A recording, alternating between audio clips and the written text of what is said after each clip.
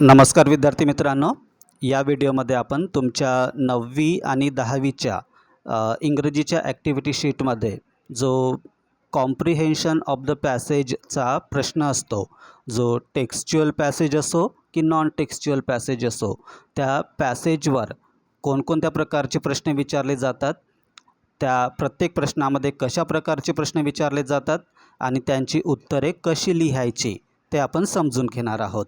तर चला सुरुवात करूया. तर बघा, दोन्ही प्रकारच्या पॅसेजमध्ये टेक्स्च्युअल पॅसेज आणि नॉन टेक्स्च्युअल पॅसेजमध्ये 5 प्रकारचे प्रश्न विचारले जातात. A1, A2, A3, A4, A5. तर वन बाय वन आपण समजून घेऊ.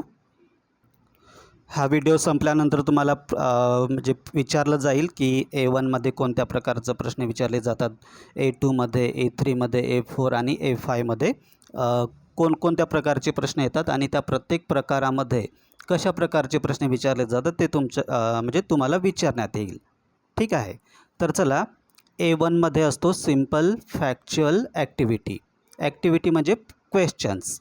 तर सिम्पल फॅक्च्युअल ॲक्टिव्हिटी यामध्ये काय करायचं असते, पॅसेजमध्ये जशीची तशी माहिती, पॅसेजमधली जशीची तशी माहिती शोधून आपल्याला लिहायचं असते. म्हणजे स्वतःच्या मताने काहीतरी नवीन माहिती निर्माण करायची नसते, जशी आहे तशी माहिती लिहायची असते.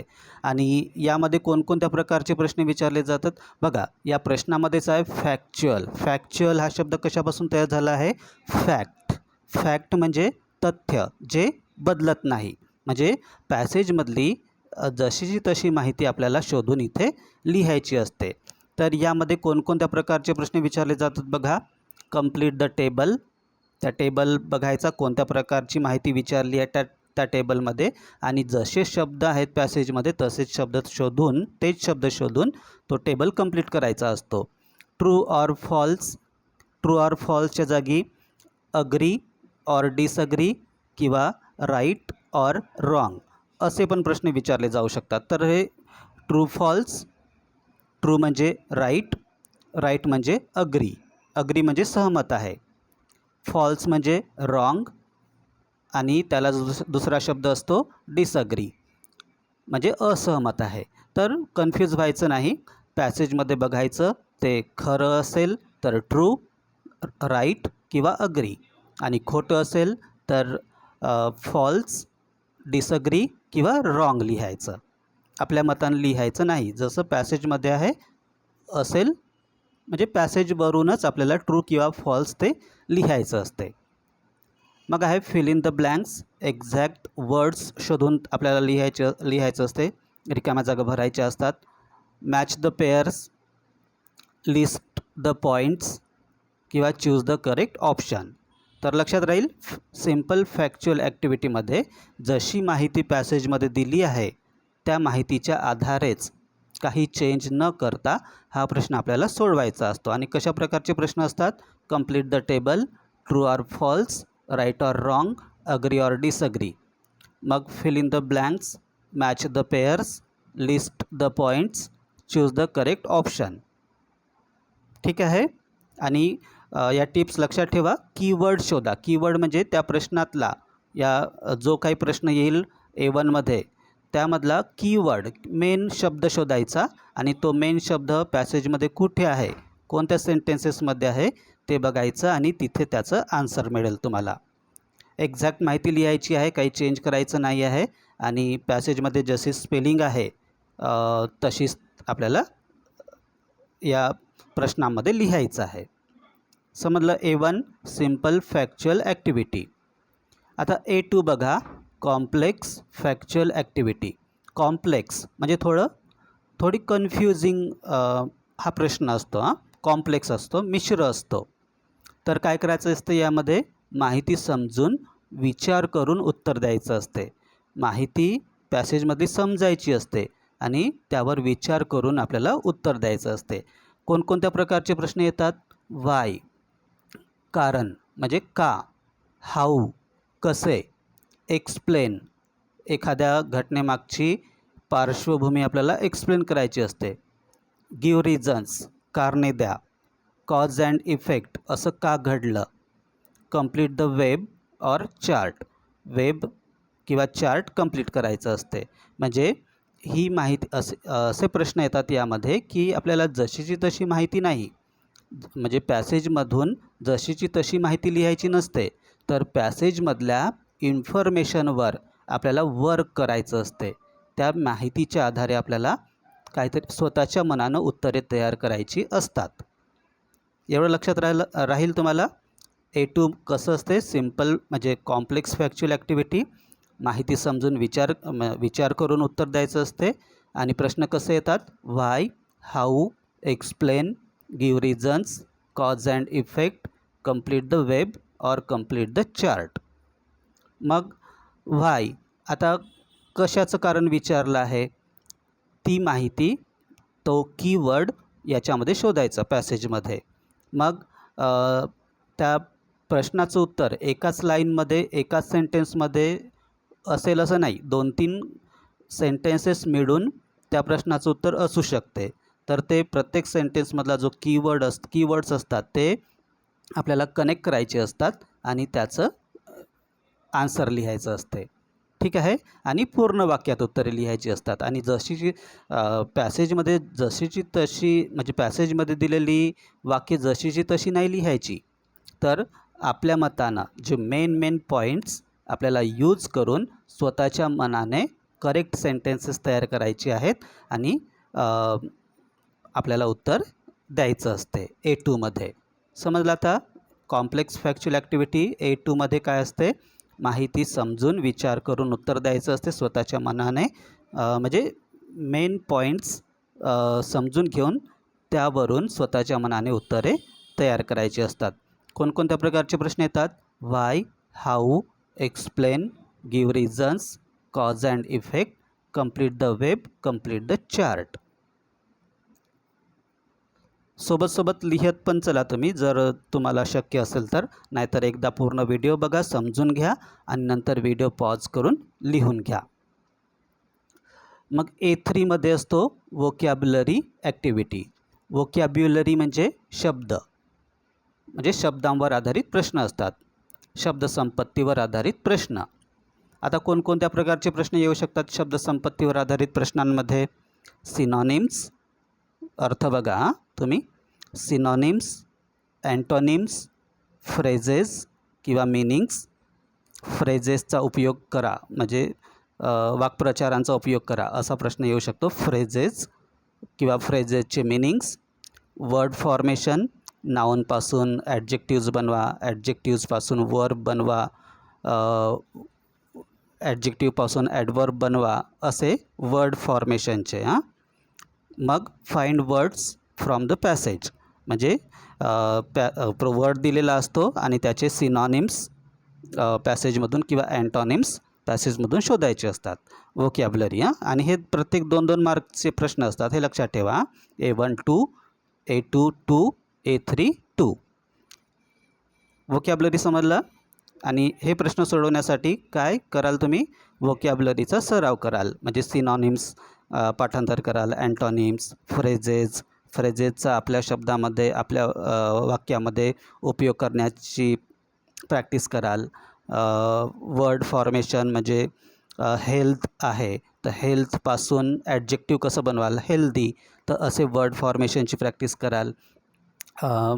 पॅसेजमधले जे तुमच्या लेसनमध्ये जे पॅसेजेस आहेत, त्या म्हणजे लेसन्स आहेत किंवा पोएम्स आहेत, त्याच्यामधून जे वर्ड्स आहेत डिफिकल्ट, त्यांचे सिनॉनिम्स, इंग्लिशमधलेच सिनॉनिम्स तुम्ही पाठांतर करा. लक्षात ठेवा. ठीक आहे. समजलं. A3मध्ये वोकॅब्युलरी ॲक्टिव्हिटी असते आणि कोणकोणत्या प्रकारचे प्रश्न असतात, सिनॉनिम्स, अँटोनिम्स, फ्रेजेस किंवा meanings, word formation, find words from the passage. समजले. A1, A2, A3. आता A4मध्ये बघा, ग्रामर ॲक्टिव्हिटी 2 मार्क्ससाठी. तर तुम्हाला माहीतच आहे ग्रामरमध्ये कोणकोणते टॉपिक्स असतात. हे लिमिटेड टॉपिक्स आहेत, या व्यतिरिक्त दुसरे पण टॉपिक्सवर प्रश्न विचारले जाऊ शकतात. ठीक आहे. तर टेन्स चेंज करा, म्हणजे एक प्रकारच्या टेन्समधून त्याचाच टेन्स बदला. व्हॉईस चेंज, ॲक्टिव्ह व्हॉईसमधून पॅसिव्ह व्हॉईस, पॅसिव्ह व्हॉईसमधून ॲक्टिव्ह व्हॉईस बनवा. डिग्रीज, पॉझिटिव्हमधून कंपॅरेटिव्ह, कंपॅरेटिव्हमधून सुपरलेटिव्ह, सुपरलेटिव्हमधून अजून पॉझिटिव्ह डिग्रीज चेंज करा. मेक क्वेश्चन्स, असर्टिव्ह सेंटेन्स दिलेले असतात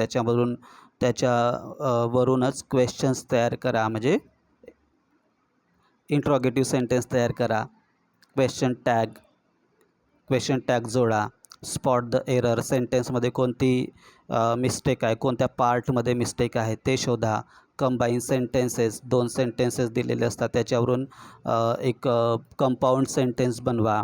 ट्रान्सफॉर्मेशन म्हणजे एका वाक्याचं रूपांतर दुसऱ्या प्रकारच्या वाक्यामध्ये करा. असे प्रश्न या ग्रामर ॲक्टिव्हिटीमध्ये विचारले जातात. तर काय कराल, ग्रामरचे नियम लक्षात ठेवायचे,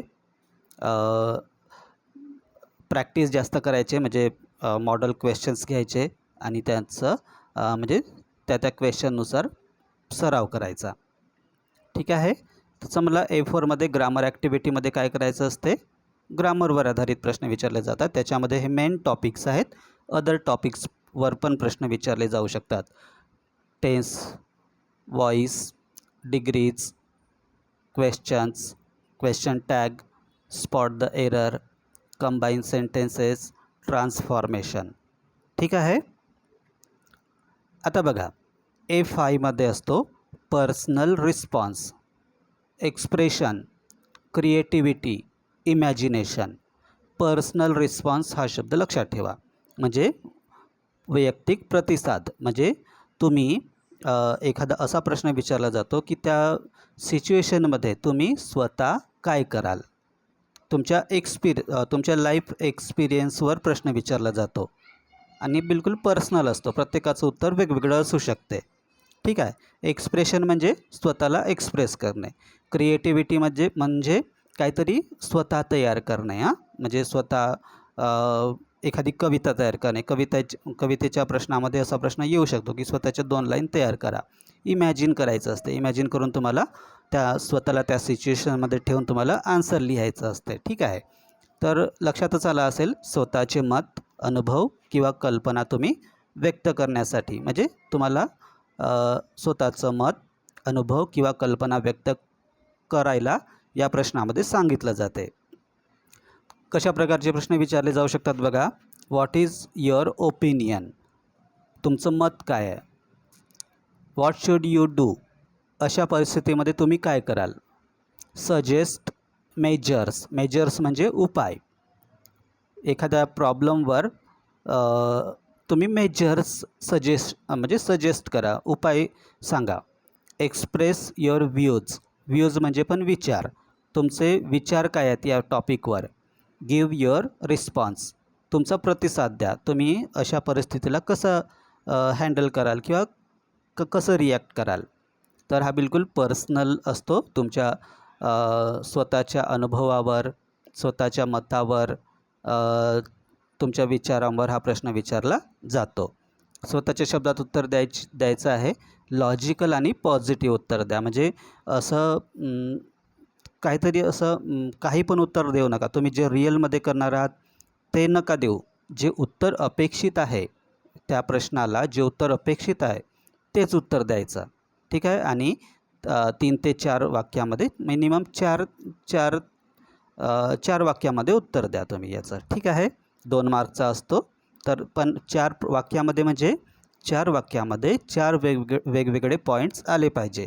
नाहीतर एकच पॉईंट आपण 4ही वाक्यामध्ये किंवा असं हे करतो, म्हणजे काही पण लिहितो असं नाही. 4 वाक्य तर 4 वाक्यामध्ये 4 पॉईंट्स वेगवेगळे पॉईंट्स.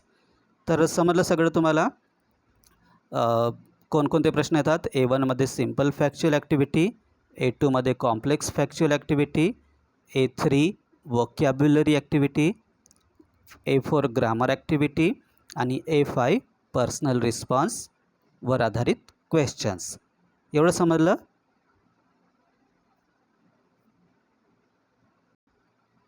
ओके. आता व्हिडिओ एंड करणार आहे मी आणि तुम्हाला विचारलं जाईल की हे जे कॉम्प्रिहेन्शन एमध्ये जो प्रश्न येतात 5 प्रकारचे प्रश्न येतात ते कोणकोणत्या प्रकारचे प्रश्न येतात आणि प्रत्येक प्रकारच्या प्रश्नामध्ये कोणकोणते प्रश्न विचारले जाऊ शकतात ते तुम्हाला विचारणार आहे. ठीक आहे. बाय. नेक्स्ट व्हिडिओमध्ये आपण समरी कशी लिहायची ते आपण समजून घेणार आहोत. अगोदर हे म्हणजे लक्षात ठेवा, तुम्हाला विचारलं जाईल. आणि हे बाकीच्या टिप्स दिलेल्या आहेत इथे खाली आणि हे इथे पण वर, ते पण वाचून घ्या, समजून घ्या, लिहून घ्या तुमच्याकडे. बाय.